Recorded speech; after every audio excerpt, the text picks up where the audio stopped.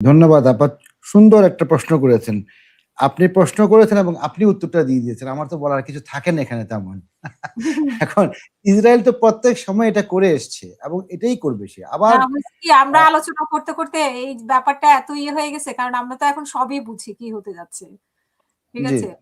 যে কিছুক্ষণ সবকিছু আগে আমি বুঝি দেখছিলাম আসলে আপা যে না ইসরায়েল কিন্তু ওখানে রিজিওনাল পাওয়ার। ইসরায়েলে আমেরিকান পলিটিক্স এ একটা বিশাল ভূমিকা বজায় রাখে ওরা। আপনার আমেরিকান কোন পলিটিশিয়ান ইসরায়েলকে বাইপাস করতে পারবে না। নইলে ট্রাম্পের মতো একটা বদ্ধ উন্মাদ কি করে আমেরিকার এই ক্ষমতায় টিকে থাকে আপনি আমাকে বলেন? আমেরিকার জনগণও কিছু করতে পারছে না। আমরা বিশ্ববাসীও আ ভুগছি, কিছুই আমরা করতে পারছি না। আপনি যখন বললেন আমাকে যে ট্রাম্প সাহেবকে নিয়ে কথা বলতে হবে, তো প্রেসিডেন্ট ট্রাম্পকে নিয়ে কি কথা বলার আছে আপনি বলেন? একই জিনিস উনি আমেরিকানরা বলছে আজকে দেখছিলাম CNN শুধু না আরো ট্রাম্প তো মেক্সিমাম নিউজ চ্যানেলকে পছন্দ করে না। সবগুলো উনার কাছে হচ্ছে ফেক নিউজ। রিয়ালিটি হচ্ছে এটা যে সবাই বলছে যে হি ইস a bluff master প্রত্যেকটা জিনিস উনি ব্লাফ করে। গতবারও উনি চুক্তি করতে বলেছে যে হ্যাঁ, আমি চুক্তি সাইন করব, আমি যুদ্ধ বন্ধ করছি বলে উনি আবার চোখ দিয়ে একটা চোখ টিপ মেরেছে।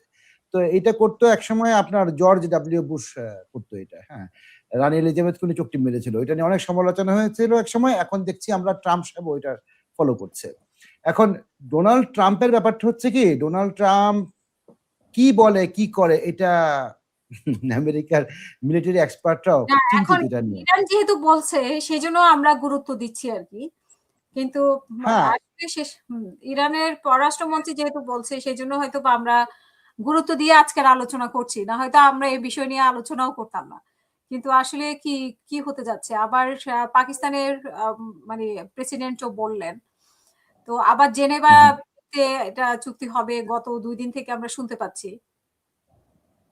ফিল্ড মার্শাল আসিম মুনির এবং শাহবাজ শরীফের যদি এখানে ইনভলভমেন্ট না থাকে তাহলে কিছুই হবে না। এদের হাতে থাকবে সবচেয়ে শেষ ট্রাম্প কার্ডটা এবং ওটা এখনো খেলবে না। ওরা শেষ মুহূর্তে খেলবে। এখন যে শান্তি চুক্তির কথা বলছে এটা কবে সাইন করবে?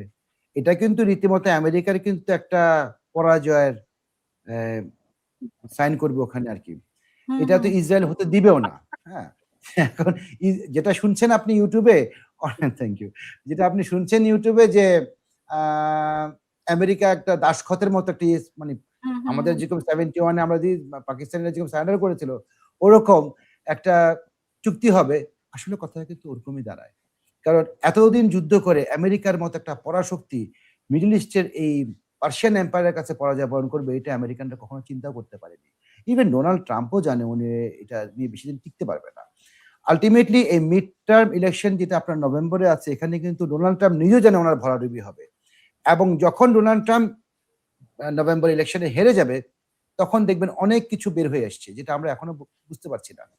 এটা আমরা জানি কি বের হবে কিন্তু দেখবেন আপনি তখন কি বের হয়। আরেকটা জিনিস বলছি, খার্গ আইল্যান্ডটা আছে না? পাঠান ভাই তো একটু আগে আপনাকে বলল আপা যে হুম, হুম, ওখানে হুম। মাইন পুঁতে রেখেছে। তো ডোনাল্ড ট্রাম্প আজকে ডিক্লেয়ার করেছে উনি খার্গ আইল্যান্ড দখল করেই ছাড়বে। আরে হুম, উনি একটা লোককে হেলিকপ্টার থেকে নামাতে পারছে না। আরে হেলিকপ্টারও তো ফেলে দিয়েছে ইরান। হুম, এবং হুম। আপনি ১৯৯৩ সালে ব্লাক হক ডাউন একটা ঘটনা ঘটেছিল আমেরিকার। আপনি মনে আছে কিনা? তখন ক্লিনটনের সময় ছিল এবং সোমালিয়াতে একটা ব্লাক হক সোমালিয়া হেলিকপ্টারকে অপারেশন। ফেলে কারেক্ট এবং আরপিজির মাধ্যমে ফেলে দেয়। ওরা কল্পনাই করে নাই যে rocket propel missile grenade launcher দিয়ে ফেলে দিবে এটা। কিন্তু ওটা দিয়ে ফেলে দিয়েছে।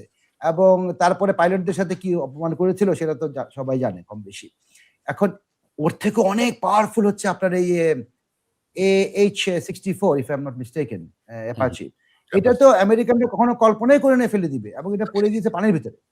এবং ওই দুজনকে যে উদ্ধার করতে আপনার আনম্যান্ড ড্রোন দিয়ে উদ্ধার করেছে। কোন রেস্কিউ টিম মানে ফিজিক্যালি আসেনি। কোন আমেরিকান সৈন্য সাহস হয় না ওখানে যাওয়ার। তো হুম। ইরান তো সবকিছুতে আপার হ্যান্ড নিয়ে বসে আছে। আপনি কি করে ইরানকে ওখান থেকে বের করবেন? ইরান যা বলবে তাই করবে এখন ওখানে। আর দেখেন জিনিসটা আপনি খেয়াল করেন যখনই আমেরিকা আক্রমণ করে ইরান কিন্তু পাঠান ভাই ইস রাইট। ইরান কিন্তু ১-২ ঘন্টা আগে তো একদিন সময় নিত। এখন একদিনও সময় নেয় না। যখন তখন আক্রমণ করে বসে। এবং ওদের কিন্তু অ্যাটাকটা হচ্ছে প্রিসিশন পয়েন্ট। ওরা কিন্তু হুবহু একই জায়গায় টার্গেট করতে পারে। এবং এটার জন্য শুধু ইরানের টেকনোলজি না, এটার জন্য তো আপনার চায়নার ব্যাকিং ও আছে। ওদের সিস্টেমও তো ওরা ইউজ করে। এটা তো আমরা কম বেশি সবাই জানি।